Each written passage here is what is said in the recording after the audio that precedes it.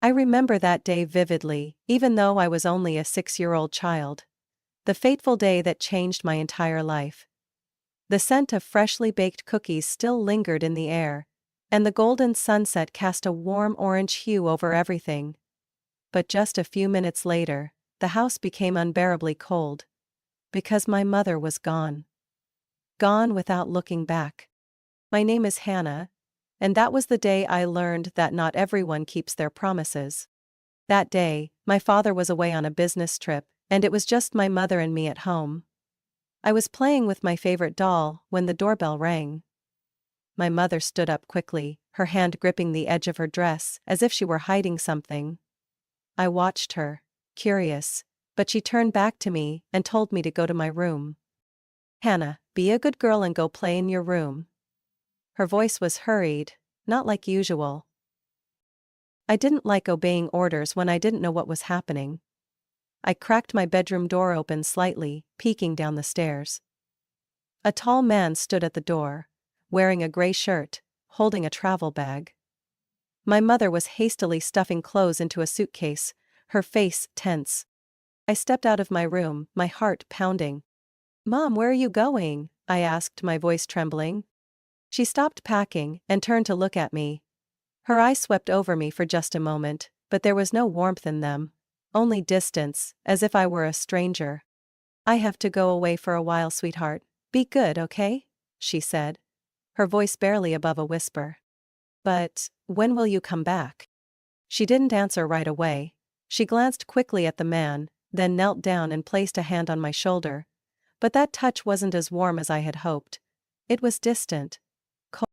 "Don't be long, Hannah, I promise." But that was a promise she never kept. The door slammed shut in front of me, the sound echoing through the empty house. I ran to the window just in time to see the car pulling away.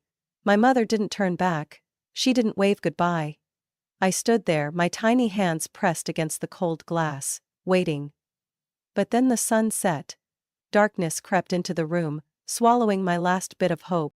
I waited for my mother all night. Then one day. Then 2 days. No one came. The fridge was empty. I didn't know how to cook, only how to rummage for stale cookies and drink tap water. At night, the big house turned into a terrifying place, shadows lurking in every corner. I curled up on the living room floor, clutching my doll. The wind howling through the windows like whispers calling my name. I cried, I screamed for my mother, but no one answered. Until on the 3rd day, I heard footsteps outside. A loud knock on the door, followed by the familiar voice of Mrs. Peterson, our next-door neighbor. "Hannah, are you in there?" The door burst open. Light from the hallway spilled in, making me squint. Then suddenly the house was full of people. Police officers. Neighbors. A paramedic knelt beside me, checking to see if I was okay. But I only looked around, searching for a familiar face. And then I saw my father. My father, David, rushed into the living room as if the entire world were collapsing beneath his feet. When he saw me, his eyes filled with pain and regret. "Hannah." He called my name, his voice breaking. I threw myself into his arms, clinging to him as if letting go meant I would be abandoned again. Over his shoulder, I saw a police officer holding a piece of paper, his expression grim. He handed it to my father. Dad unfolded it and I saw his face change. His strong features went pale, his shoulders trembling. Then he whispered as if speaking to himself. "She's gone." I didn't understand it then, but later, I learned. My mother had left a letter. A short note, with no explanation, no apology. Just a simple message. "David, I can't live this life anymore. Don't look for me." And that was it. From that moment on, I was no longer just a carefree child. I was Hannah. The girl who was abandoned by her mother. The girl afraid of the dark. The girl who would always fear that one day, the people she loved would disappear. Forever. When my mother left, life for my father and me was never the same again. My father, David, did his best to be both a dad and a mom. But I could see the exhaustion in his eyes every time he came home late from work, his tie loosened, his shoulders heavy with weariness. Simple dinners of sandwiches and instant noodles became routine. My clothes were often washed with the wrong colors, and some days I ended up wearing a shrunken sweater because the dryer was set to the wrong temperature. But those weren't the worst things. The worst were the nights when Dad didn't make it home before I fell asleep. I hated sleeping alone. The dim glow of my small nightlight wasn't enough to chase away the darkness that surrounded me when I closed my eyes. The feeling of being abandoned crept over me again, making me curl up in bed, my heart pounding in my chest. I used to cry silently under the covers, but never dared to tell Dad. He was already tired enough. Then one day when I was 8 years old, Helen appeared. Dad took me to a small cafe, where the air smelled of freshly baked pastries and coffee. A woman was waiting for us. She wore a soft blue sweater, her wavy brown hair cascading gently over her shoulders. When she saw me, her eyes lit up with a warm smile. "Hi, Hannah." Her voice was gentle but not distant. I didn't know how to react. I wasn't used to strangers. But something about her made me feel safe. Dad and Helen started seeing each other more often. Every time I went with Dad, she always had a small bag filled with homemade cookies. She never tried to force me into conversations or treat me like a poor, helpless child. And then one day, when Dad asked if I wanted to go to the park, I found myself asking, "Is Helen coming?" Dad looked at me slightly surprised, then smiled. "Yes, she is." From that moment on, Helen's presence became a normal part of my life. Dad told me that Helen would be moving in with us. I didn't object. I didn't know how to describe it, but with Helen around, the house no longer felt as cold as before. She never tried to replace my mother. She never asked me to call her mom. But she knew how to brush my hair without tangling it in the morning. She knew I liked chocolate chip cookies more than oatmeal ones. She knew I couldn't sleep if my room was too dark. So she quietly placed a moon-shaped nightlight by my bed without saying a word. One night, when I woke up terrified from a nightmare, Helen stepped into my room and knelt beside my bed. "Do you want to talk about it?" she asked, her voice calm and warm. I shook my head, hot tears rolling down my cheeks. She didn't push me. She simply pulled the blanket up gently and said softly, "I'll sit here for a while. If you ever want to talk, I'm always here to listen." I didn't respond, but when she held my small hand, I didn't pull away. And for the first time in a long while, I slept peacefully through the night. Helen wasn't my mother. But she was the only one who made me feel like, maybe, I wasn't alone anymore. That day the door opened, and the world I had known shattered. I had just stepped into the living room after school, when I saw my father standing there, his face rigid, his hands clenched as if he were trying to hold something back. Beside him was Helen, her eyes red, and standing at the door was a woman I never thought I'd see again. My mother. She looked different, yet nothing about her felt unfamiliar. Her golden hair curled lightly, her blue eyes still sharp as I remembered, but now, there was something distant, something cold in her gaze. Beside her stood a little girl, around 5 years old, with light brown curls and wide, curious eyes. She clutched a worn-out teddy bear in her tiny hands, pressing herself against her mother's side. "Hello, Hannah." My mother's voice was soft, like a passing breeze, but there was something sharp hidden within it. I didn't know how to react. My whole body froze as old memories flooded back. The sound of the car driving away, the darkness swallowing the house, the unbearable feeling of being abandoned, rising once again like a nightmare coming to life. Helen touched my shoulder lightly, her voice slightly unsteady. "David, can we talk in private?" Dad nodded, but before he left he looked at me, his eyes filled with conflict. "Hannah, come here." Inans didn't want to, but my feet moved forward on their own. "This is..." Dad hesitated. My mother didn't wait for him to finish. She placed her hand on the little girl's shoulder, gently pushing her forward. "This is Emma," she said, her voice unusually sweet. "She's... your sister?" My heart stopped. I stared at the girl, my mind completely blank. Sister? I couldn't say a word. I didn't know what to feel. From the kitchen I heard Helen's voice tremble as she spoke to Dad. David, you can't do this. But my mother's voice followed immediately, firm and unwavering. She needs her father, David. And with just one sentence, the balance tipped in my mother's favor. Helen left just 2 weeks later. I didn't ask her why. I didn't need to. From the night my mother returned, I had already known this would happen. She hugged me before she left, holding me tighter than ever. I love you so much, Hannah, she said, her voice breaking. I wanted to hold on, to tell her not to go, but I couldn't. All I could do was stand there, watching her car drive away. Just like years ago when I had watched my mother disappear. The only difference was that this time, I had no more tears left to cry. My mother quickly reclaimed her place in the house, as if the past 5 years of absence had never happened. But one thing was clear.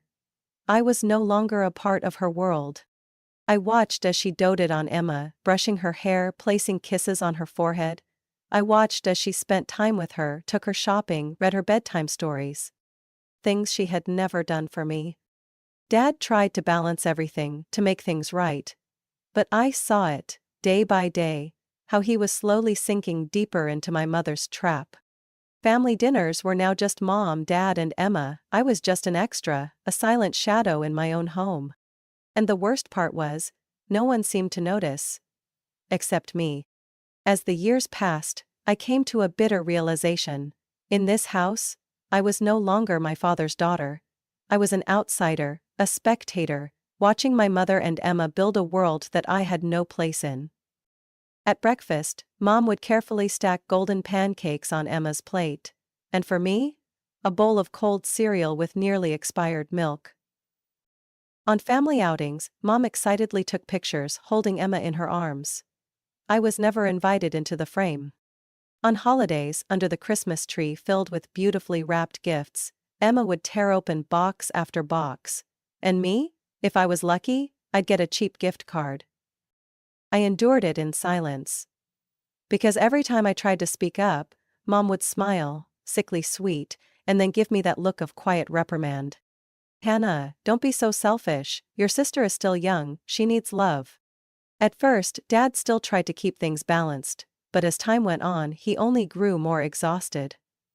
I saw it in his eyes every time Mom cried, every time Emma pouted and pretended to be upset. I stopped waiting. I knew no one would ever choose me. I counted down the days until I could leave that house. When I turned 18, I applied to a university as far away as possible. Zoology, studying wildlife, became my sole focus. Because I knew that animals didn't lie, didn't manipulate, didn't abandon anyone. The day I received my acceptance letter, my heart pounded so hard I could hear it in my chest. But that joy only lasted until dinner that night, when I told Dad I was leaving. My mother set her fork down on the table, the sound of porcelain clinking like a knife slicing through the air. College, she raised an eyebrow. Do you really think about running away, Hannah? I clenched my hands under the table. It's not running away. It's my future. Emma scoffed, whispering something that made Mom chuckle. Dad looked at me, hesitation written all over his face. I had hoped, even just a little, that he would tell me to stay. That he would say he was proud of me. But instead, he sighed. If that's what you want, I'll support you. That was it. I was truly alone. College was the first real freedom I had ever known. I buried myself in books, research projects, and volunteer work at an animal rescue center. I had no time to miss home. Or rather, I had no home to miss. But the moment I graduated, a call from my mother pulled me back to reality. Hannah, I think it's time for you to be independent. Her voice was light as a breeze, but there was a sharpness in every word. We've kept your room for the past 4 years. But Emma is older now, she needs her own space. I gripped my phone tightly, my heart pounding. What do you mean? I mean, you can't stay here forever, she said, not even bothering to hide her indifference. Adults need to learn to stand on their own. I let out a dry laugh. Right, but not Emma, right? She was silent for a second, then responded softly. Emma is still young. She needs a family. I closed my eyes, the pain squeezing my chest. I understood now. In my mother's eyes, I had never been part of this family. I hung up. And the next day, I left. No goodbyes, no looking back. There are moments in life that make you see the truth. Moments when everything you once believed turns to dust. For me, that moment came on a fateful evening. I had never wanted to return to that house. But after graduation, I hadn't secured a stable job yet, and Dad offered to let me stay for a while, until I got on my feet. I agreed, but, deep down, I knew I shouldn't have. The tense family dinners, my mother's cold stares, Emma's smug smiles. Each day was a reminder that I didn't belong there. And then, that night, I finally understood that I had never truly had a family. I came home late after an interview. As I stepped inside, the living room lights were still on, and my mother's voice carried through the quiet air. I stopped on the staircase, silently stepping into the shadows, when I heard my name. "Mom, we have to do something." Emma's voice was sharp with urgency. "I can't accept that Hannah gets part of Dad's estate." A chill ran down my spine. "Calm down, sweetheart," my mother replied, her tone steady but laced with something sharper beneath. "Your father is still too sentimental about her, but if we take things slowly, he'll see what's right. But Dad is always soft on her. If we don't do anything, I'll have to share everything that should rightfully be mine." My heart pounded, hot blood rushing to my head. "I know, darling," my mother sighed. Then she spoke in a hushed voice, as if revealing a dark secret. "We have to make her leave on her own. Make her feel like she has no reason to stay. Once she's gone, your father won't have anything reminding him of her anymore. And by then, changing the will only be a matter of time." I froze. Everything had never been clearer. They had never seen me as part of this family. To them, I was just excess. An obstacle that needed to be removed. I stepped into my room, closed the door, and leaned against it, my heart pounding wildly.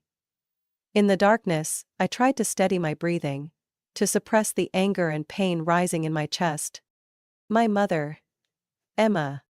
They had always wanted me gone.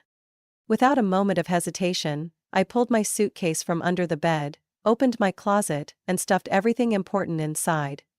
I didn't need much. I just needed to leave. I had once thought I could endure it, that I could hold on to some part of this family. But I was wrong. They had already decided to cut me out of their lives. And now, I would do the same. No goodbyes. No looking back. I left that house at dawn, without a word. The small suitcase rolled over the brick pavement, the sound of its wheels scraping against the quiet morning air. I didn't turn around. There was no reason to. I had once been afraid of leaving. But in that moment, I felt nothing but relief. For the first time in my life, I was truly free. Finding a job right after graduation wasn't easy. I wandered from place to place, sending applications to every animal rescue center, zoo, and veterinary clinic I could find. Then, one morning, I got a call from Greenhaven Wildlife Rehabilitation Center. "We need an animal care assistant. Can you start right away?" I didn't need to think twice. "I'll be there." Greenhaven wasn't big, but it was a place that mattered. Here, I worked with wounded creatures, wild animals that had been abandoned or lost their families, injured hawks with broken wings, orphaned fawns, tiny foxes trembling in isolation. I saw myself in every single one of them. Day by day, I learned how to treat their wounds, help them recover, and, finally, release them back into the wild. I couldn't go back in time to heal my own wounds, but at least I could do it for them. Slowly, I started to feel like I belonged somewhere.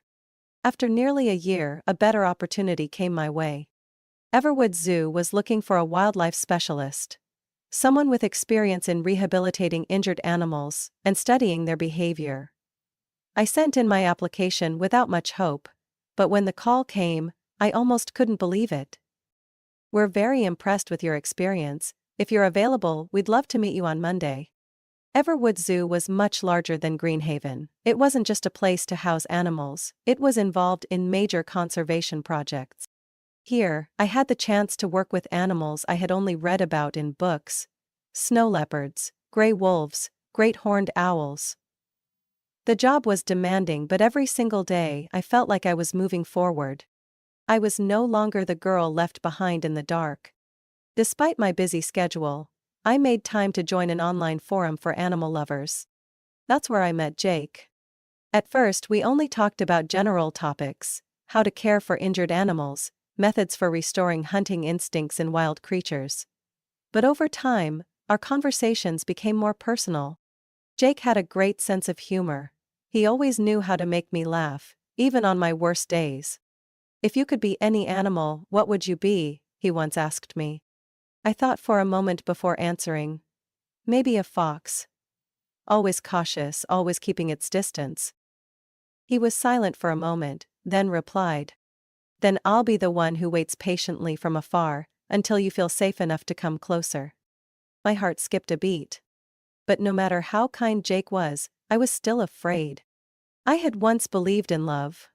I had once thought that having a family meant unconditional care. But the past had taught me that attachments were fragile. One day, they would shatter. So if I let Jake into my life, would he one day leave just like my mother did? That day, I hadn't intended to revisit my past. But the past found me instead. I was standing in line at a cafe near the zoo, exhausted after a long shift. The rich aroma of fresh coffee filled the air, its warmth soothing me. I was scrolling through my phone when a voice spoke right beside me. "Hannah." I froze. That voice. It was too familiar. I turned around, and there, standing right in front of me, was Helen. Time had passed, but she looked just as I remembered. Those warm brown eyes, her hair a little longer, and a smile that was both surprised and emotional. For a few seconds, neither of us said anything. Then, before I could stop myself, I threw my arms around her, feeling as if a lost part of me had finally found its way back. "I've missed you so much, Hannah," she whispered, her voice breaking. I couldn't speak, I just nodded, trying to hold back the emotions swelling in my chest.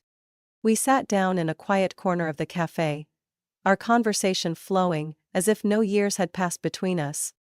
Helen told me that after leaving my house, she focused on work, trying to rebuild her life. But 2 years ago her sister passed away, leaving behind a 6-year-old boy named Mike with no one to care for him.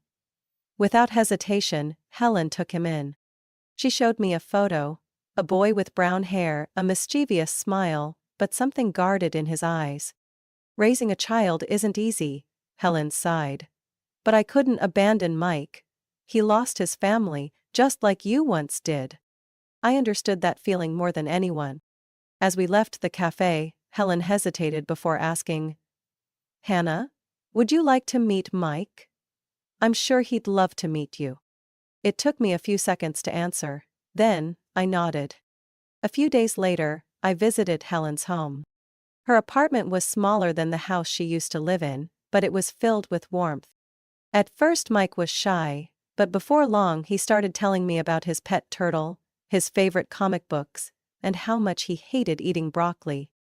Watching him, I saw a glimpse of my younger self, a child who had been hurt, always searching for a place to belong. "Hannah, I like you," Mike suddenly declared, as he sat at the table, coloring. I smiled. "I like you too, kid." Helen watched us, her eyes filled with the warmth I had longed for all these years. For the first time in forever, I felt like I had a real family. A week later, Helen had an emergency and asked me to watch Mike for the evening.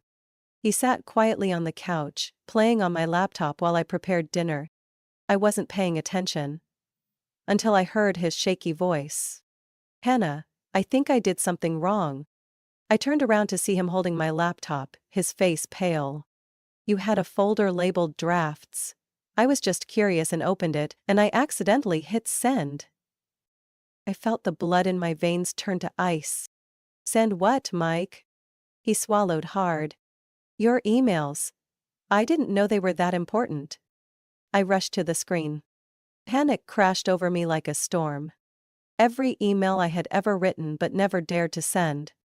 Letters filled with emotions meant for my father. Confessions I had never spoken to Jake. The pain I had tried so hard to bury. All of it had been sent. I could barely breathe. The secrets I had kept locked inside were no longer under my control. It felt like my entire world had collapsed. The laptop screen remained lit, the words "sent mail" blinking like a sentence being passed. Every email I had written, all the pain, the hurt, the unspoken truths, were no longer just mine to keep. They were in my father's inbox, and Jake's. I sank into the chair, my hands clenched so tightly that my nails nearly dug into my skin. Mike looked at me, his eyes filled with worry. "I'm sorry, Hannah. I didn't mean to." I shook my head, trying to steady my breathing. There was no way to take it back. No way to hide it anymore. Now, all that was left was to wait and see what would happen next. I didn't have to wait long. The next morning my phone rang. I looked at the screen. "Dad?" I couldn't pick up. I wasn't ready. I didn't know how to face him. But then, a message appeared. "Hannah, I need to see you, please." Just those last 3 words were enough to tell me that this time, things were different. We met at a small cafe, the same place where I had reunited with Helen. I walked in, my heart pounding against my ribs. My father was already there, looking more exhausted than I remembered. When he saw me, there was a pain in his eyes that I couldn't quite read. I pulled out a chair and sat down, waiting in silence. He slowly placed his hands on the table, his fingers trembling slightly. "I read your emails." I said nothing. He swallowed hard, his gaze steady on me. "I didn't know, Hannah. I didn't know how much you were hurting." I let out a dry laugh. "How could you not know? It was always right in front of you, you just didn't want to see it." He closed his eyes for a second, as if absorbing every word I said. When he opened them again, I saw regret in them. "I was wrong. I let your mother manipulate me. I let Emma overshadow you. I thought keeping the peace was enough, but in doing that, I lost you." I bit my lip, refusing to let my emotions spill over. Dad took a deep breath before speaking again. "I can't change the past, but I want to fix the future. If you'll give me a chance." I looked at him for a long moment, searching for sincerity in his words. And for the first time in years, I didn't see a weak man. I saw my father, the man I had once trusted as a child. I nodded. "I won't believe words anymore. You'll have to prove it. With actions." He gave me a sad smile. "I know." When I got home, my mind was still reeling from our conversation when another message appeared on my phone screen. "Jig." I swallowed hard, my fingers trembling slightly as I opened it. "I got your email, Hannah. I had no idea you've been carrying so much." I sat down on my bed, my heart racing. "I want you to know that you're not alone. And I don't know any better way to say this, but I've liked you for a long time. I just never said anything because I was afraid of hurting you. But now, I don't want to stay silent anymore." I exhaled sharply, caught between fear and hope. The final message made my heart tighten. "If you're ready, I want to see you, not through a screen, not through texts. I want to be there. With you." I stared at the words on the screen. The past had taught me that everyone eventually leaves. But Jake was different. He was here. He had always been here. And for the first time, I thought that maybe it was time to stop running. I had hesitated when I accepted my father's invitation. Thanksgiving had never been something I looked forward to. It was always a time when I sat quietly at the table, watching my mother and Emma enjoy themselves. As if I never existed. But this time, there was something strange in Dad's voice over the phone. Calm, yet firm. "Hannah, I need you to be there, things are going to change." I wasn't sure what to expect, but something in his tone made it impossible for me to say no. I didn't know that night would be the biggest turning point of my life. When I stepped into the house, the atmosphere was strangely tense. Mom was in the kitchen, checking on the turkey, while Emma lounged on the sofa, scrolling through her phone like nothing else in the world mattered. My father sat at the head of the dining table, his expression calm, but with something sharp hidden beneath. In front of him was a thick stack of documents, neatly placed on the wooden surface. Mom looked up, a fake smile stretching across her lips. "Oh, Hannah, you came too! What a surprise!" I didn't respond. I pulled out a chair and sat across from Dad. He cleared his throat, setting down his fork and knife before looking straight at Mom. "Linda, before we begin dinner, there are some things we need to discuss." Mom raised an eyebrow. "Tom, it's Thanksgiving. Do we really have to do this now?" Dad didn't answer. Instead, he opened the folder, pulled out a stack of papers, and placed them in front of her. "Do you know what this is?" His voice wasn't loud, but it was cold as a blade. Mom picked them up, skimmed through, then shrugged. "Aren't these just bank statements? What's the big deal?" Dad nodded. "Yes. And if you look closely, you'll notice that over the past 2 years, a large sum of money has disappeared from my account."